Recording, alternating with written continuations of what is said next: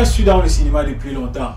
J'ai joué dans Les Déballeurs, j'ai joué dans Le Revers de la Médaille, j'ai joué dans Ennemi Intime, j'ai joué dans trop de films.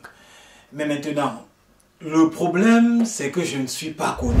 Les jeunes qui arrivent, je ne sais pas comment ça se fait, ils arrivent, me trouvent dans le métier, me traversent, deviennent star, je suis toujours là. Est-ce que c'est la malchance? Est-ce que je n'ai pas le talent? Je ne sais pas si j'ai péché quelque part. Créez-vous une image et proposez-la.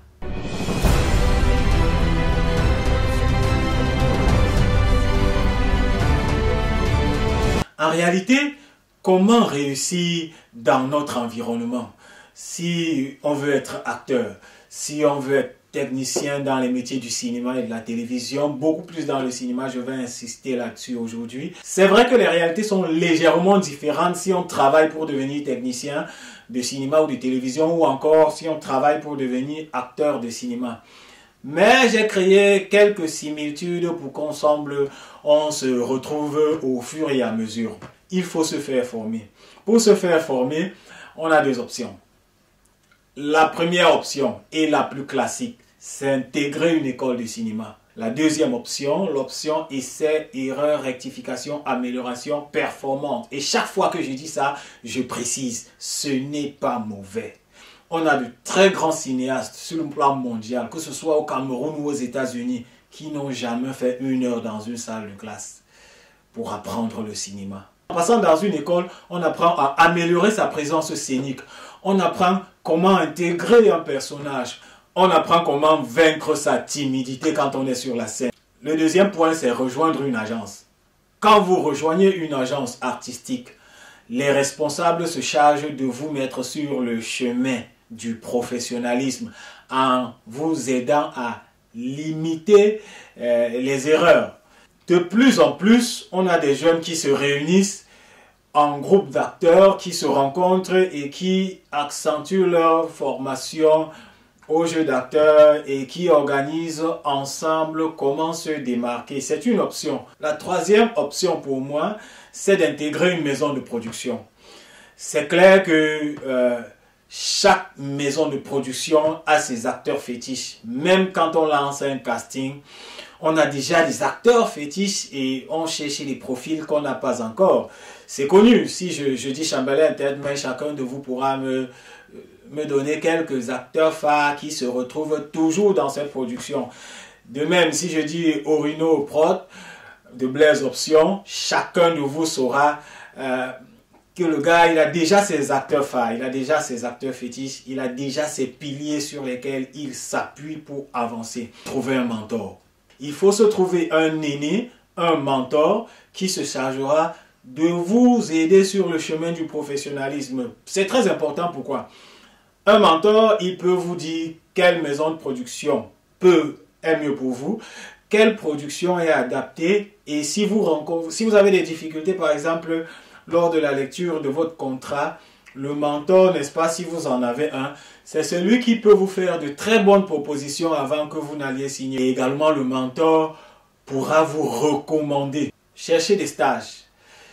Quel que soit le poste qu'on vous propose, acceptez de bosser. Et moi, je dis, ça n'engage que moi, quand on commence, acceptez de bosser même gratuitement dans les maisons de production. Je l'ai dit en paraphrasant Léa Mallet la dernière fois, le plus gros problème d'un no-name, un no-name, c'est celui qui n'a pas encore une identité.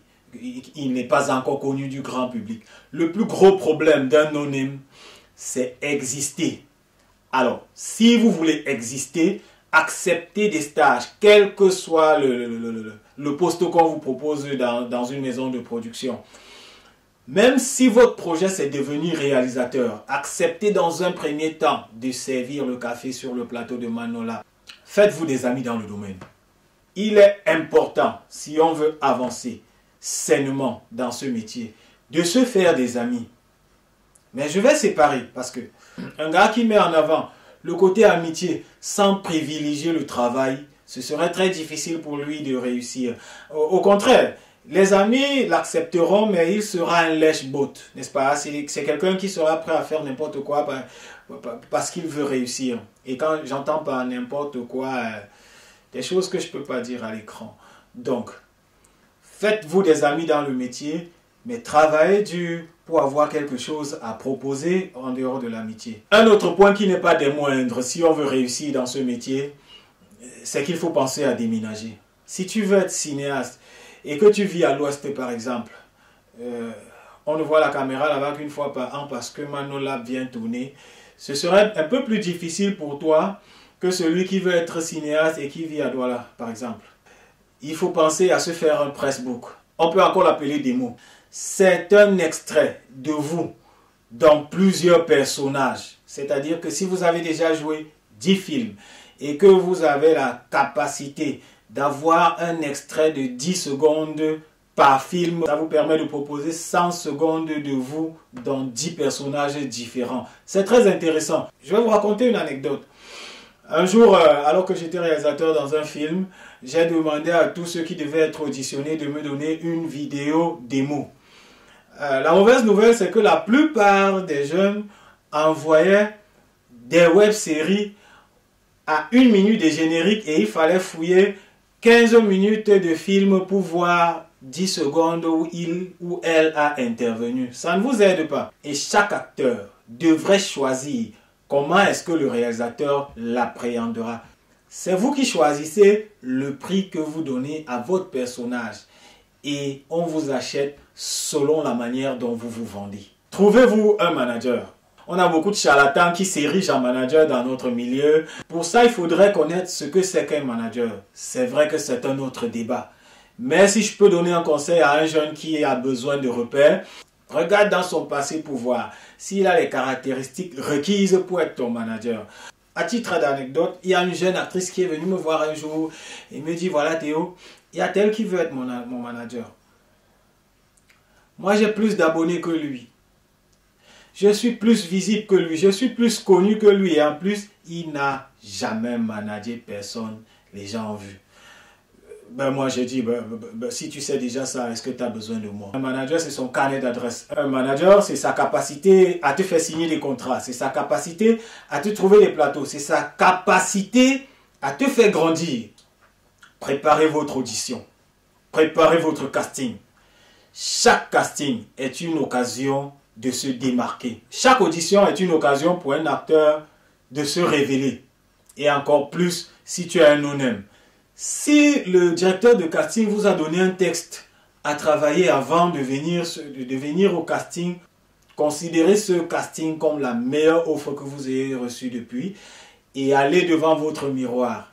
Interprétez le rôle.